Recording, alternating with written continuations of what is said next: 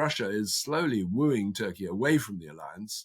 Erdogan is not an easy partner within the Western alliance, and Russia sees an opportunity here to bring Turkey much closer into the Russian orbit, together with Syria, perhaps. And that would certainly be of great alarm to Turkey's Western allies. So we've heard that Assad, the Syrian president, has visited Vladimir Putin in Russia yesterday. What do we know so far about that meeting? We don't know very much. There was just a brief statement, and it didn't give much details, except to say that President Putin was concerned that tensions were escalating in the region, as he called it, and that he wanted to just reinforce Syria's vital interest to Russia and his support for President Assad as president.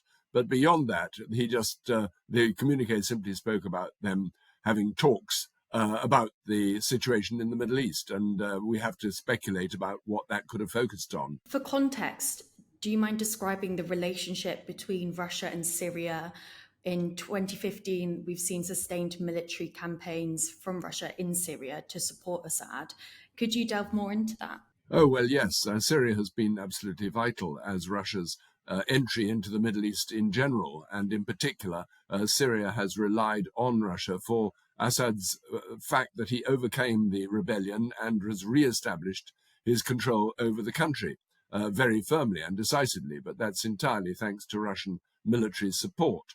Syria has long been a Russian ally, and going back to Soviet times, it's been an ally. They had a treaty of friendship with President Assad, the father of the present president, and in Soviet times, they established a military, a naval base at Tartus on the Syrian coast.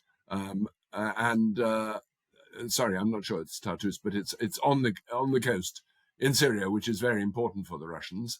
The Russians clearly have been slightly preoccupied in the last 3 years with Ukraine, and therefore their presence in Syria has not gone down, but it's not been as visible or as important as previously. Assad is firmly back in the saddle, though there are still continuing challenges to his rule, and the country is still in tremendous economic turmoil. So many people fled. The country's economy is in ruins still, and Assad has still got this very strong grip, a military grip, but it's still very much a country recovering from civil war. Assad has tried to ingratiate himself with other Arab leaders in the region who have more or less boycotted him since the start of the civil war, but most of them now recognize that he is the de facto ruler back in control and are trying to put out diplomatic feelers to re-establish relations. The one country where it does matter, particularly for Syria, is Turkey, where Russia has a close interest in trying to re-establish relations between Turkey and Syria, which were broken off really right at the start of the civil war, way back in the 2011 or 12, and since then have not been resumed. And I think that may have been the basis of much of the conversation in Moscow. Can Turkey and Russia agree to re-establish relations, and will Moscow be the broker to do so? If Russia does play this sort of peacemaker role, what impact would that have on the region, but also, in terms of the wider Western communities? Well, quite considerable, because Turkey is the country that is still sheltering those remaining rebels against Assad's rule, who are in a little enclave right just beside the Turkish border. And they are still agitating and trying to continue the fight against Assad. The Turkish-Syria frontier is sealed. It was opened briefly to allow aid through after the devastating earthquake that hit Turkey and northern Syria, and aid convoys were able to go through there. But otherwise, it's a very tense frontier.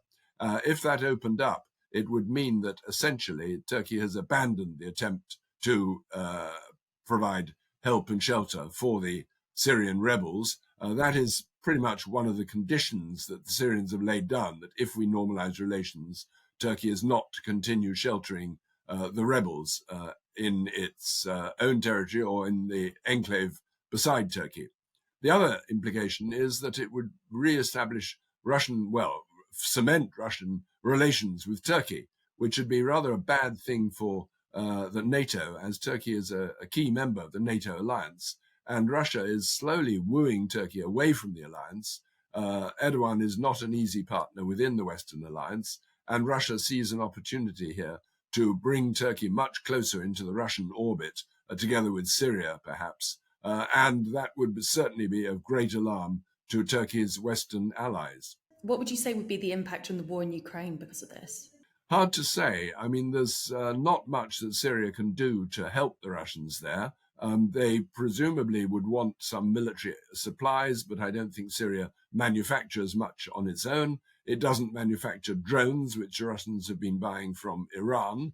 The Iranian connection is very important. And of course, Syria is the only Arab country that has strong connections still with Iran.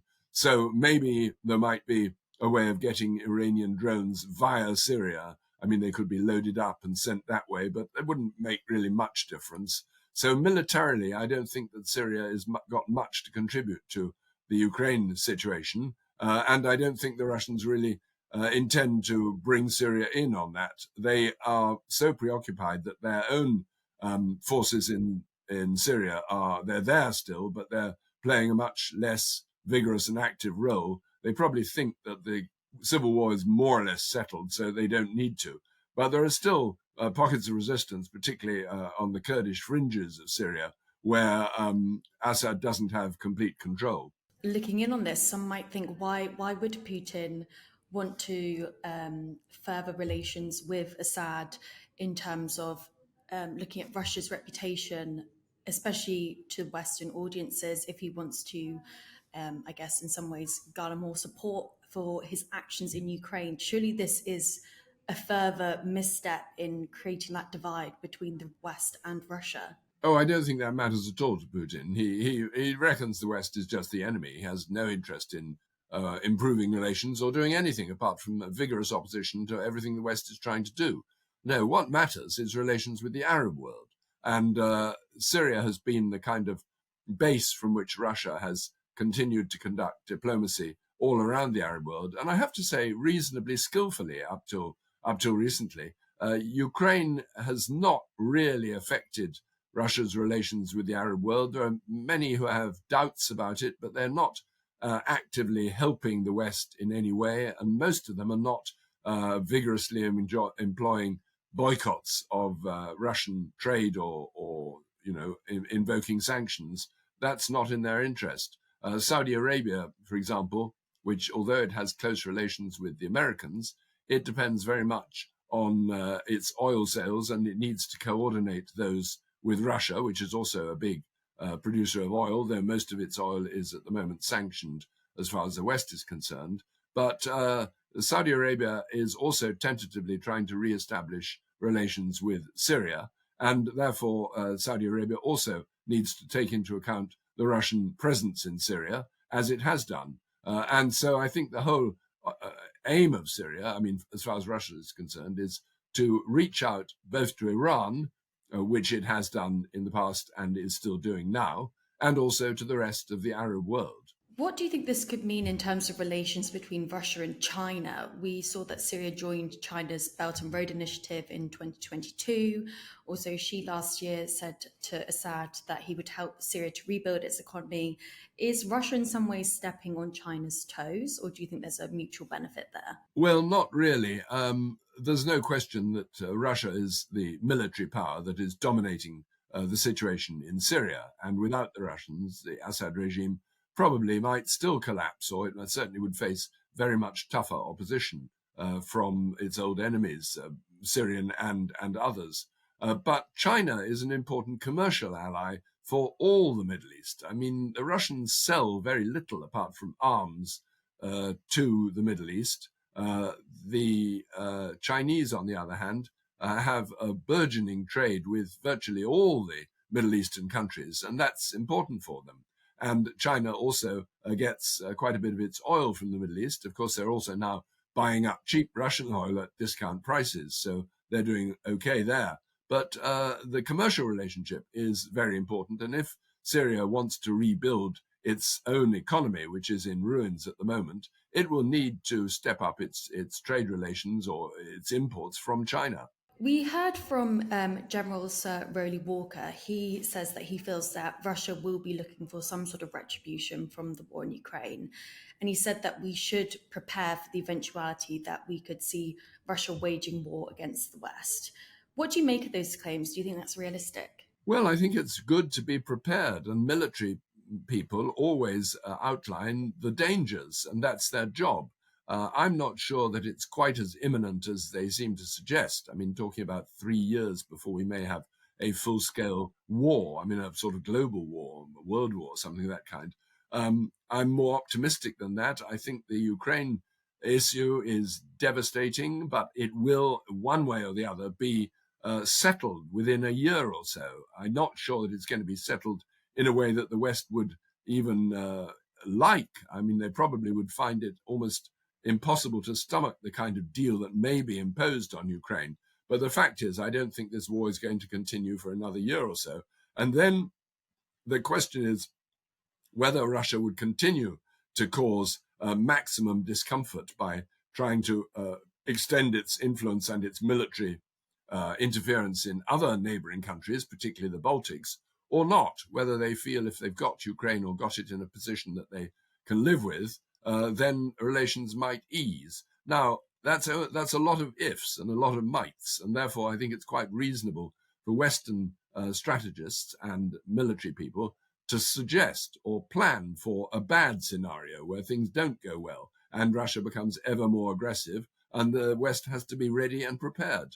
We've also heard news literally within the last few hours that the US and Canada had to intercept Russian and Chinese bombers flying near Alaska. What do you make of this? Well, I think Russian military planes fly all over the place all the time, and they test the Western defenses. I mean, they've done it in the over the Atlantic, north, around sort of far north of Scotland, and around there have been Russian jet fighters coming a bit closer to British territorial areas than we would like, and they've been sort of shooed away.